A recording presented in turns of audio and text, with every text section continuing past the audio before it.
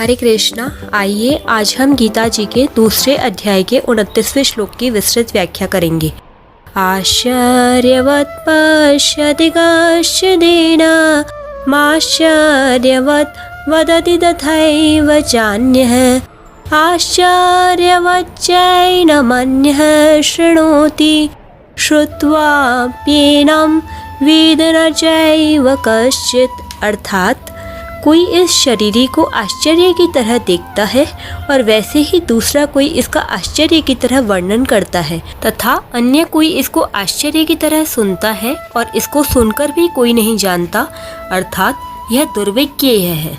व्याख्या है आश्चर्यवत् पश्यति कश्चिदेनम। इस देही को कोई आश्चर्य की तरह जानता है। तात्पर्य है कि जैसे दूसरी चीजें देखने, सुनने, पढ़ने और जानने में आती हैं, वैसे इस देही का जानना नहीं होता। कारण कि दूसरी वस्तुएं इदंता से जानते हैं, अर्थात ये जानने का विषय है, पर यह देही इंद्रिय मन बुद्धि का विषय नहीं है। इसको तो स्वयं से अपने आप से ही जाना जाता है। अपने आप से जो जानना होता है वह जानना लौकिक ज्ञान की तरह नहीं होता, प्रत्युत बहुत विलक्षण होता है। पश्यति पद के दो अर्थ होते हैं, नेत्रों से देखना और स्वयं के द्वारा स्वयं को जानना। यहाँ पश्यति पद स्वयं के द्वारा स्वयं को जानने के विषय में आया है। जहाँ नेत्र आदि कारणों से देखना है, वहाँ दृष्टा देखने वाला और दृश्य दिखने वाली वस्तु और देखने की शक्ति, ये त्रिपुटी तीन चीजें हैं। इस त्रिपुटी से ही सांसारिक देखना जानना होता है, पर स्वयं के ज्ञान में यह त्रिपुटी नहीं होती, अर्थात स्वयं का ज्ञान करण सापेक्ष नहीं है।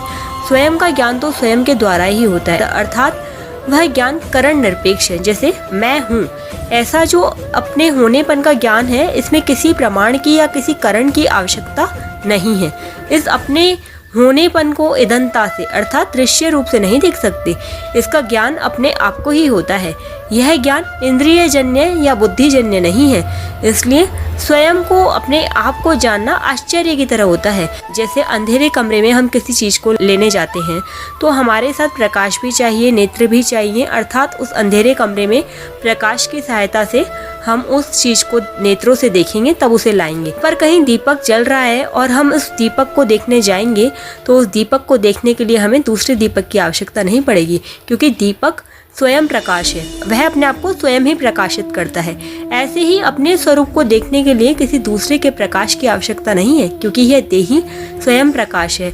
अतः यह अपने आप से ही अपने आप को जानता है। स्थूल, सूक्ष्म, कारण, ये तीन शरीर हैं। अन्न जल से बना हुआ जो शरीर है वो स्थूल शरीर है। यह स्थूल शरीर इंद्रियों का विषय है।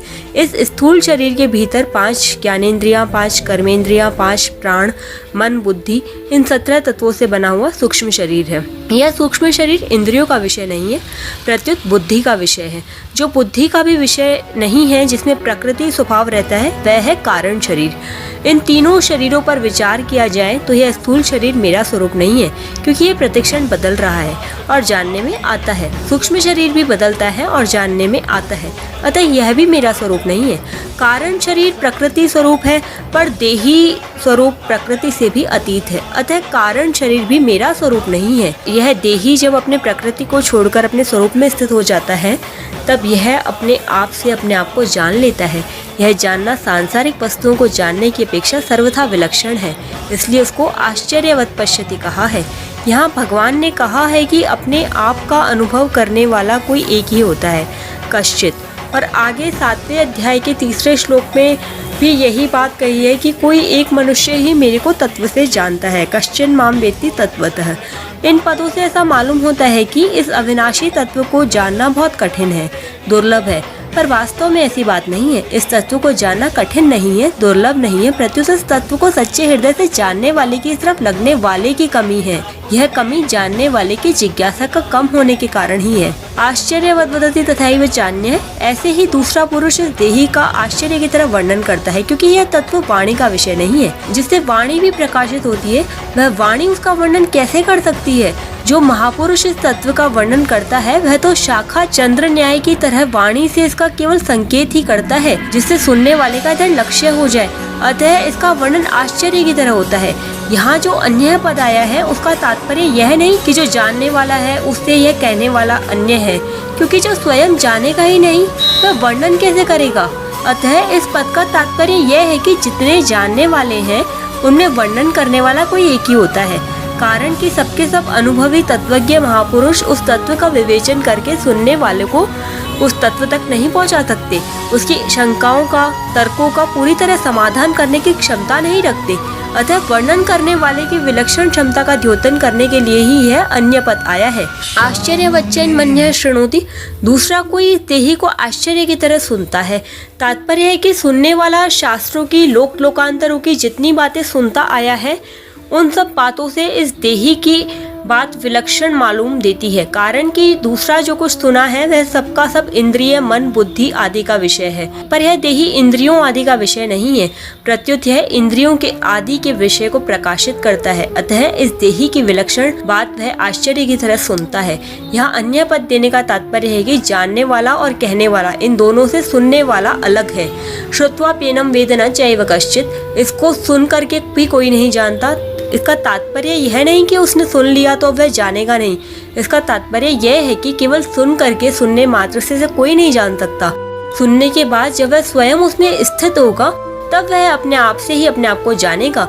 यहाँ कोई कहे कि शास्त्रों और गुरुजनों से सुनकर ज्ञान तो होता है, फिर यहाँ सुनकर के कोई नहीं जान सकता, ऐसा क्यों कहा?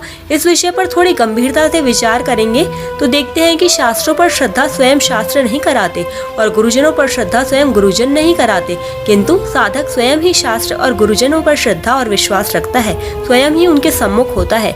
अगर स्वयं के सम्मुख हुए बिना ही ज्ञान हो जाता तो आज तक भगवान के बहुत अवतार हुए हैं, बड़े बड़े जीवन मुक्त महापुरुष हुए हैं, उनके सामने कोई अज्ञानी रहना ही नहीं चाहिए था, अर्थात सबको तत्व ज्ञान हो जाना चाहिए था, पर ऐसा देखने में नहीं आता। श्रद्धा विश्वास पूर्वक सुनने से स्वरूप में स्थित होने में सहायता तो जरूर मिलती है, पर स्वरूप में स्थित स्वयं ही होता है।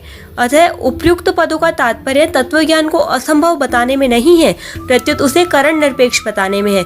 मनुष्य किसी भी रीति से तत्व को जानने का प्रयत्न क्यों न करे, पर अंत में अपने आप से ही अपने आप को जानेगा। श्रवण, मनन आदि साधन तत्व के ज्ञान में परंपरागत साधन माने जा सकते हैं, पर वास्तविक बोध कारण निरपेक्ष अपने आप से ही होता है। अपने आप से अपने आप को जानना क्या होता है? एक होता है करना, एक होता है देखना और एक होता है जानना। करने में कर्मेंद्रियों की, देखने में ज्ञानेंद्रियों की और जानने में स्वयं की मुख्यता होती है। ज्ञानेंद्रियों के द्वारा जानना नहीं होता, प्रत्युत देखना होता है, जो कि व्यवहार में उपयोगी है।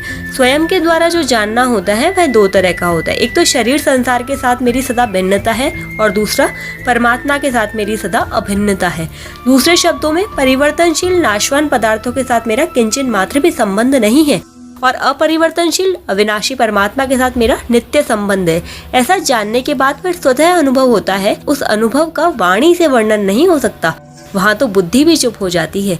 यहाँ परिशिष्ट भाव यह है कि शरीरी को सुनने मात्र से अर्थात अभ्यास के द्वारा नहीं जान सकते, पर जिज्ञासा पूर्वक तत्वज्ञ अनुभवी महापुरुषों से सुनकर जान सकते हैं।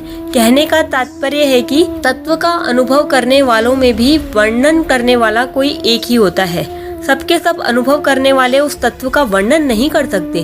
जैसे संसार में सुनने मात्र से विवाह नहीं होता, प्रत्युत स्त्री और पुरुष एक दूसरे को पति पत्नी रूप से स्वीकार करते हैं तब विवाह होता है। ऐसे ही सुनने मात्र से परमात्मा तत्व को कोई नहीं जान सकता, परंतु सुनने के बाद जब स्वयं उसको स्वीकार करेगा या उसमें स्थित होगा तब स्वयं से उसको जानेगा। अतः सुनने मात्र से मनुष्य ज्ञान की बातें सीख सकता है, दूसरों को सुना सकता है, लिख सकता है, व्याख्यान दे सकता है, विवेचन भी कर सकता है, पर अनुभव नहीं कर सकता। परमात्मा तत्व को केवल सुनने मात्र से नहीं जान सकते, प्रत्युत सुनकर उपासना करने से जान सकते हैं।